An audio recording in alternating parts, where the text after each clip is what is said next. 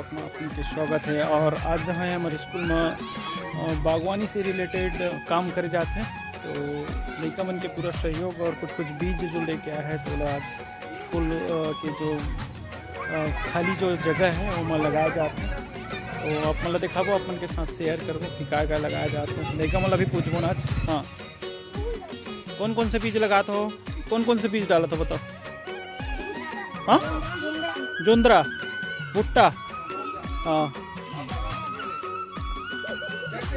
दिखाओ बीज, दिखाओ बीज दिखाओ, कौन कौन रखे हैं। हाँ, ये जोंद्रा बीज है ना। ठीक।